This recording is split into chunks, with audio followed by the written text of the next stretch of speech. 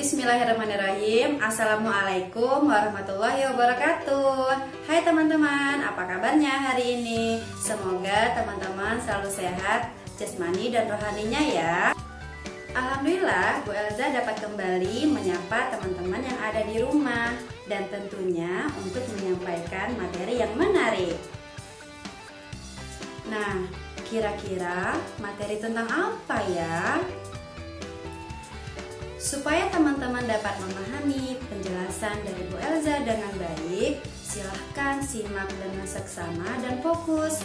Jika teman-teman belum memahami penjelasan dari Bu Elza, silahkan diulangi lagi video ini ya. Nah, teman-teman, video yang pertama Bu Elza sudah menjelaskan tentang siklus air. Sekarang Bu Elza akan tantang nih teman-teman untuk menuliskan urutan atau proses dari siklus air. Jika teman-teman tahu, silahkan ditulis di kolom komentar yang sudah disediakan ya. Oke teman-teman, hari ini kita akan belajar tentang zat murni dan zat campuran. Zat murni adalah zat yang tersusun dari satu jenis, sedangkan zat campuran adalah zat yang tersusun dari dua atau lebih. Pada zat campuran, sifat-sifat zat asal masih tetap tampak atau terlihat. Hampir sebagian besar zat yang kita ketahui merupakan zat campuran. Zat campuran terbagi atas dua. Yang pertama adalah zat campuran homogen. Yang kedua adalah zat campuran heterogen. Campuran homogen yaitu campuran yang merata. Campuran homogen disebut sebagai larutan. Contohnya adalah melarutkan gula ke dalam air panas. Campuran heterogen adalah campuran yang tidak merata. Hal ini dapat dicontohkan oleh kopi yang diseduh dengan air panas. Kita masih bisa membedakan antara kopi dan air. Nah, dalam sebuah campuran ditandai dengan adanya endapan. Endapan adalah materi padat yang dapat dipisahkan dari sebuah campuran dan zat cair. Nah, menurut teman-teman, contoh apa lagi ya yang teman-teman ketahui dari campuran homogen dan campuran heterogen? Jika teman-teman mengetahuinya, silahkan dituliskan di kolom komentar yang sudah disediakan ya. Ternyata zat campuran bisa dipisahkan loh teman-teman. Caranya terbagi atas tiga. Yang pertama adalah penyaringan, yang kedua adalah pengendapan, yang ketiga adalah penguapan. Cara yang pertama adalah penyaringan. Alatnya berupa kain, kertas saring, dan jaring kawat. Contohnya adalah menyaring air bersih. Cara yang kedua adalah pengendapan. Pemisahan ini dilakukan apabila suatu zat dicampurkan dengan zat cair. Contohnya adalah pemisahan air dan minyak. Cara yang ketiga yaitu penguapan. Pemisahan ini dilakukan untuk memisahkan zat cair dan zat padat. Yang akan diuapkan adalah zat cairnya. Contohnya adalah memisahkan garam dengan air laut. Nah, untuk lebih jelasnya, yuk kita simak video berikut ini. Namun, teman-teman harus tetap tertib dan fokus ya.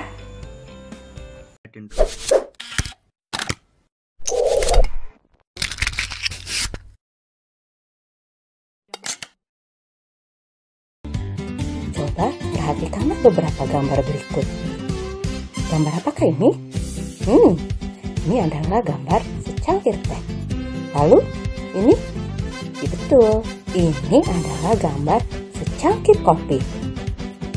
Lalu, apakah yang kotak-kotak dan bertabur putih ini? Ya betul, ini adalah gula batu. Lalu, apakah gambar yang ini? Iya, ini adalah garam. Tahukah kalian gambar benda ini termasuk ke dalam apa? Ada yang tahu? Iya, betul sekali. Keempat benda ini termasuk ke dalam jenis zat.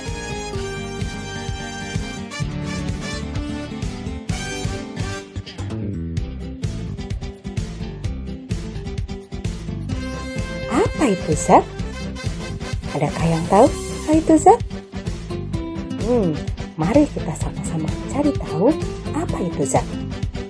Zat adalah sesuatu yang memiliki massa dan menempati ruang atau memiliki volume.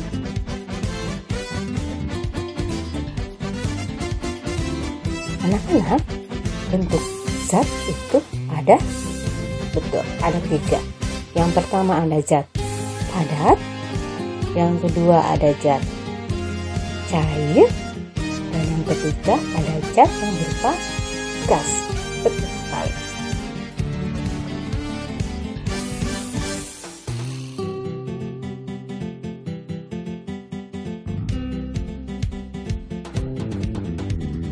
Tahukah anak-anak apa itu jenis-jenis zat? Ya, jenis zat itu ada 2. Yang pertama ada zat murni, dan yang kedua ada zat yang berupa campuran.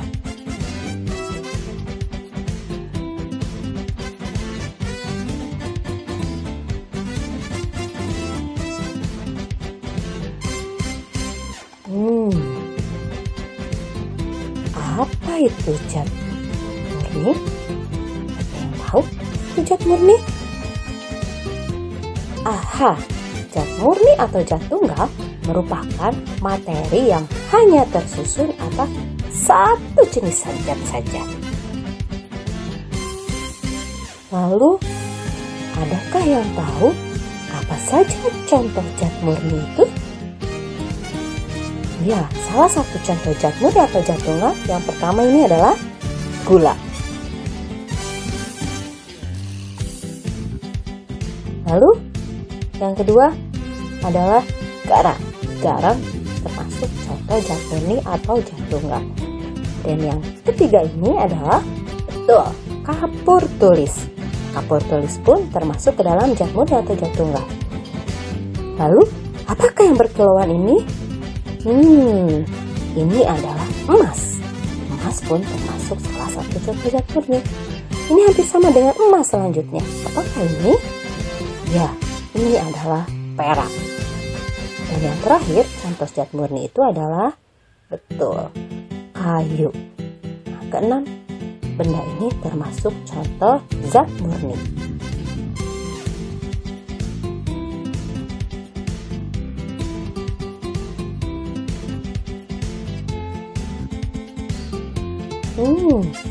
Apa itu campuran? Sebentar, saya akan jelaskan apa itu campuran. Campuran adalah materi berupa kumpulan dari 2 zat atau lebih. Aha, contoh dari campuran adalah teh manis yang merupakan campuran antara air matang, teh, dan gula. Ya, saya sangat suka teh manis dan teh manis merupakan zat campuran. Ya, betul sekali. Teh manis adalah campuran. Jadi, kesimpulan dari materi kali ini adalah zat murni atau zat tunggal adalah materi yang hanya tersusun atas satu jenis zat, sedangkan campuran adalah materi yang berupa kumpulan dari 2 zat atau lebih.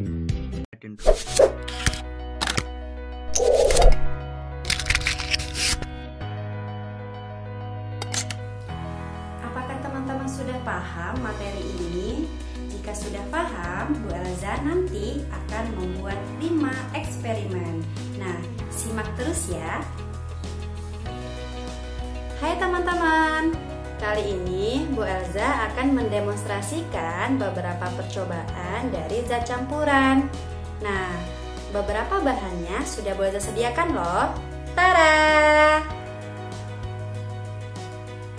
Oke, bahan yang pertama adalah minyak goreng. Kemudian bahan yang kedua adalah susu bubuk. Bahan yang ketiga adalah tepung. Bahan yang keempat adalah sabun cair. Bahan yang kelima adalah sirup. Bahan yang keenam adalah gula pasir.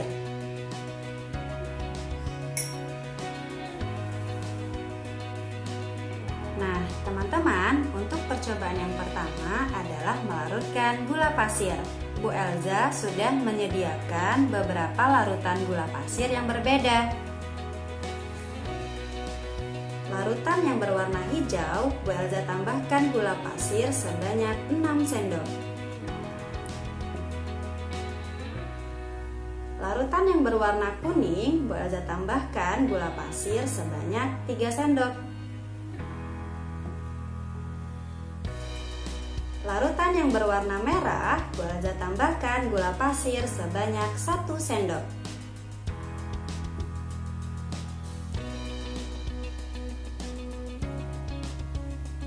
Kemudian, larutan yang sudah ada, Bu Elza akan masukkan ke dalam satu wadah.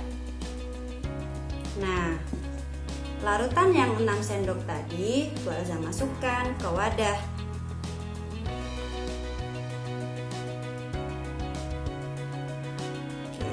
Cukup. Kemudian larutan yang kedua Bu Elza akan masukkan menggunakan pipet tetes.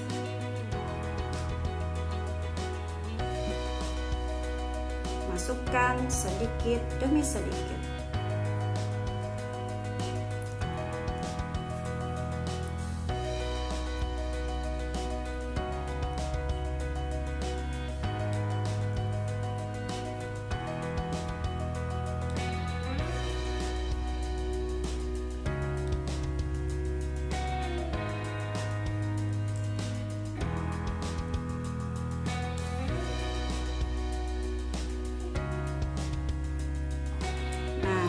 Bu Elza sudah mencampurkan larutan yang kedua.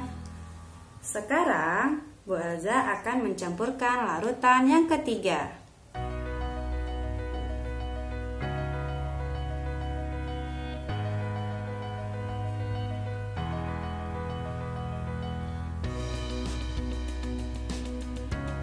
Oke, Bu Elza akan terus mencampurkan larutannya hingga terlihat perbedaan warna pada gelas ini.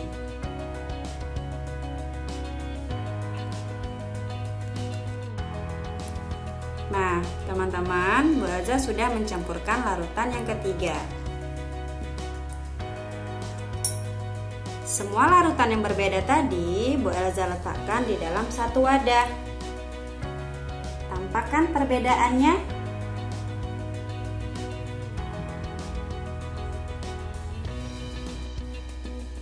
Nah, yang kedua adalah percobaan larutan susu bubuk. Bu Elza akan menambahkan air ke dalam susu bubuk.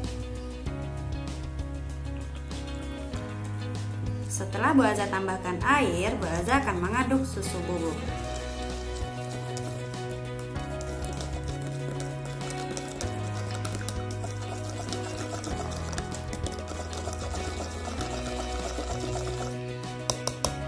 Nah, larutan susu bubuk.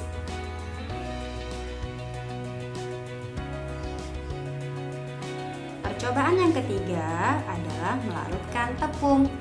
Bu Elza akan memasukkan air ke dalam tepung. Kemudian Bu Elza akan aduk.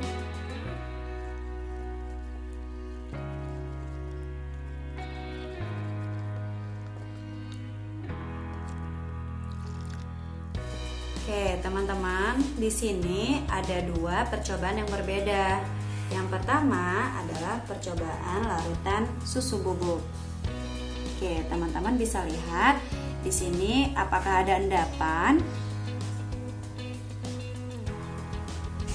Yang kedua, ini adalah percobaan larutan tepung.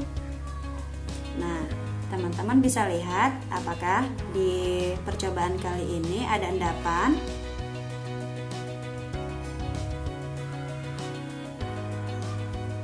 Selanjutnya, percobaan keempat, yaitu sabun cair. Kemudian Bu Elza akan campurkan dengan air. Lalu Bu Elza akan aduk.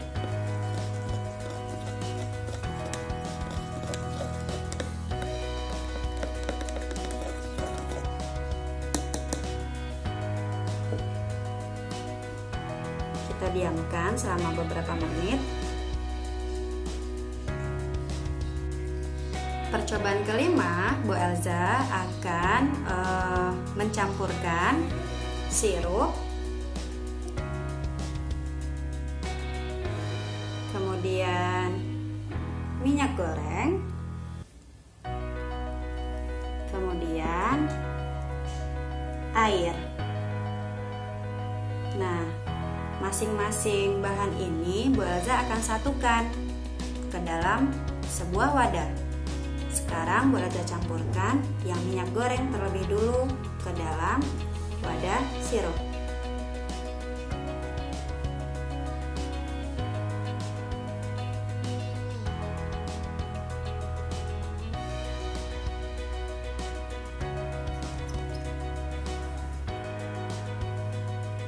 Selanjutnya, Bu Elza akan mencampurkan air ke dalam wadah yang sama.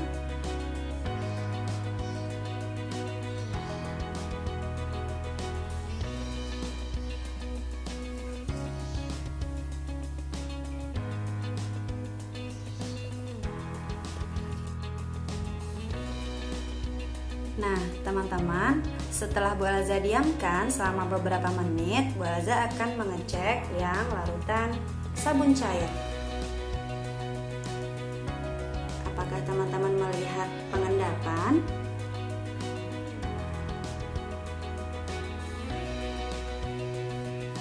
Oke, kemudian yang kedua, ini adalah gabungan beberapa bahan. Yang paling bawah adalah sirup. Yang tengah, silakan teman-teman lihat, adalah air. Yang paling atas adalah minyak.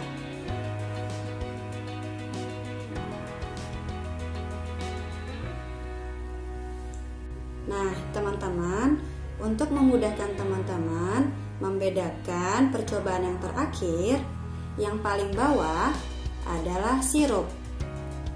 Yang tengah sudah Bu Elza berikan pewarna adalah air. Yang paling atas adalah minyak. Oke, teman-teman, tadi Bu Elza sudah mendemonstrasikan beberapa percobaan.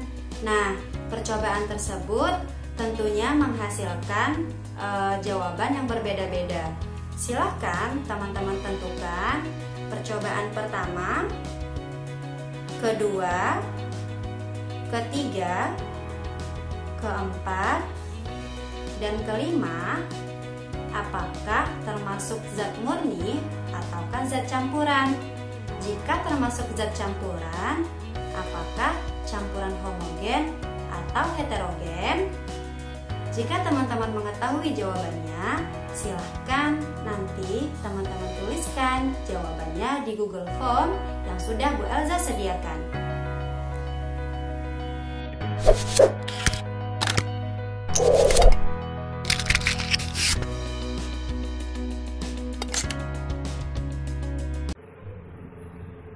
Materi ini juga ada kaitannya loh teman-teman dengan nilai keislaman.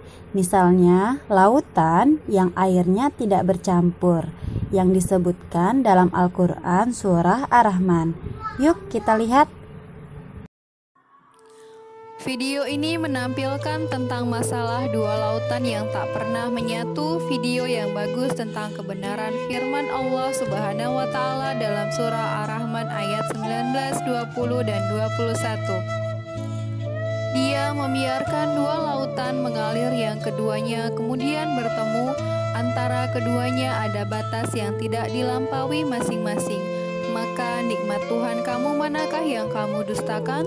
Quran Surah Ar-Rahman ayat 19-21. Dan dialah yang membiarkan dua laut yang mengalir berdampingan, yang ini tawar lagi segar dan yang lain asin lagi pahit. Dan dia jadikan antara keduanya dinding dan batas yang menghalangi. Quran Surah ke-25 ayat 53. Inilah video tersebut yang memperlihatkan aliran dua lautan yang tidak pernah bercampur, seolah-olah ada sekat atau dinding yang memisahkannya.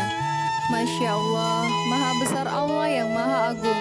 Ternyata air laut yang tidak bercampur itu benar-benar ada. Dua lautan yang tidak bercampur itu terletak di Selat Gibraltar, selat yang memisahkan benua Afrika dan Eropa, tepatnya antara negara Maroko dan Spanyol.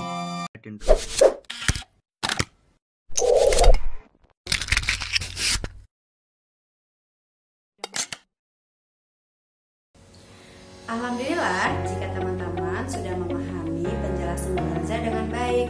Jika teman-teman ada yang belum paham atau kurang jelas, silahkan diputar ulang video ini ya. Teman-teman, itulah tadi materi yang sudah Ustazah sampaikan tentang zat murni dan zat campuran. Nah, cukup sekian dari Ustazah hari ini. Ustazah tutup pembelajarannya. Assalamualaikum warahmatullahi wabarakatuh.